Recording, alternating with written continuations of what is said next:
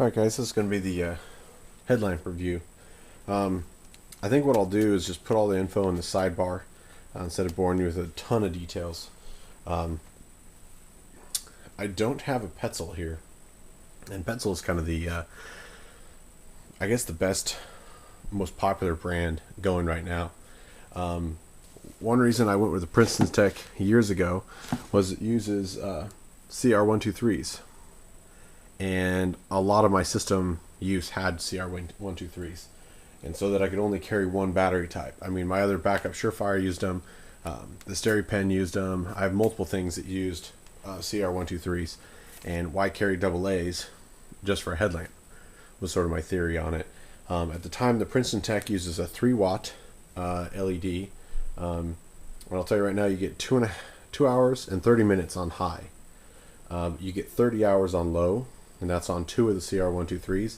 It weighs in at 6.1 ounces.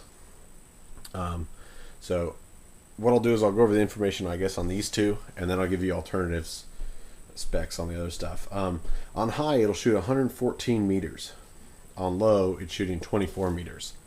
And I'll tell you right now, one of the biggest numbers you get to is running 180 hours for battery life, and anything over 100 meters is considered a great headlamp for throwing the distance.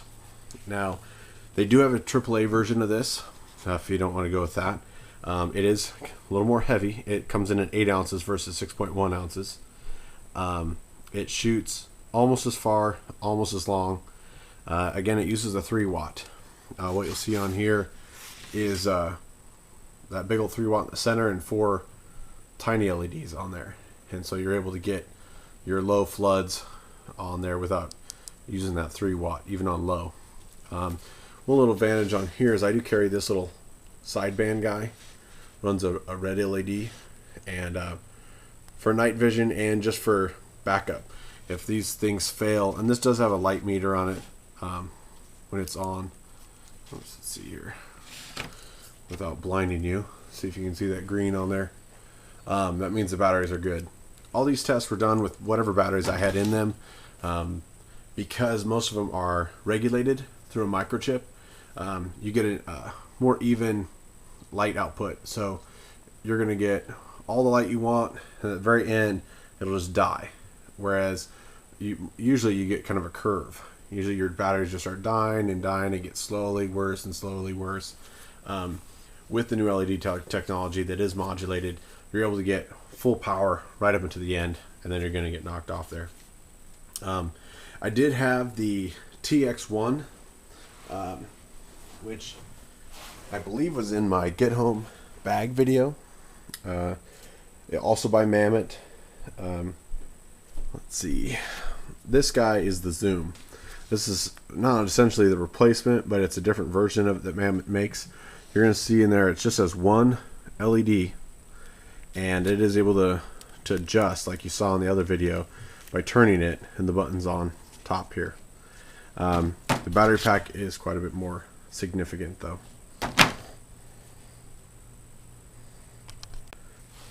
Alright, back to the Zoom here. The battery pack is a little bit heavier because this one actually uses 3 AA's, where my old TX1 Mammoth only used 2. Both of them have a series of lights back here. You can get them to stay on, you can get them to flash. They're a neat little thing, especially if you're commuting or something. Now, if AA's are your thing and that's the platform you're going with, that's great. The one thing that the Mammoth is able to accomplish is they only use a 1-watt LED. So they're going to be able to get the same battery power you can. Like I mentioned, the Petzl was sort of the peak, best of the best for a long time. And they were getting 180 hours out of theirs. The Zoom here gets gets 300 hours on low. 300 hours. That's considerably more. Now on high, it only gets 120 hours, which is really good. But that 120 still beats, if you look at the Petzl, I'm looking at the Mayo XP, that was 80 hours on high, 180 hours on low. And so with the zoom, you're getting 120 on high and 300 on low. And it's just because they're able to focus that LED considerably better. It comes in at 6.9 ounces, which is just a hair over this guy, even with having 3 AA's versus 2 of the lighter lithiums. So I've been extremely impressed with these guys.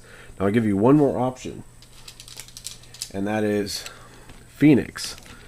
Now I will tell you right now, as this video is being shot, they are coming out with their own headlamp. I've not had a chance to do it because I believe it's being delayed for production right now. This is their headlight band that you can get. Now on here, this is a waterproof battery case. It'll hold AA's and 123's. This easily comes off this band, and you can hook it to your belt or something. I think it's a great little battery holder. Any of you guys saw my video of night hiking, I was showing you how on this headband here, you were able to attach this to basically any band going crossways or this ways. So I used it on my backpack webbing, as put my light in there. Their headband does come with 2 of these. I did not have to buy an extra one. So if you buy the headlight attachment or the headband attachment, you'll get 2 of these light holders. You'll also get the battery holder. And if you call now in the next 14 minutes, you'll also get a headband over the top. It's a neat little modular system that even if you didn't use the headband, I do think the equipment you get on the headband is well worth getting. And of course you wouldn't have to use it on Phoenix headlamps. You could probably use it on other flashlights. So that is a great option. I believe that was very cheap. I don't have the price in front of me right now, and I don't have any of the prices on any of these because they're going to vary depending on where you get them. So let me know what you think. I will try and put some other options over here. Like I said, the Petzl is a great option.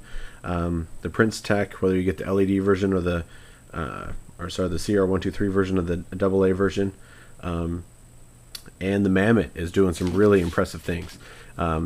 This was the one you saw on that night hike, and it worked out very well. You can see it's scratched up and been abused. Put it through its paces. I do think that the way this, like I said before, it's not totally uncomfortable, but you do get a little pressure points here off of there.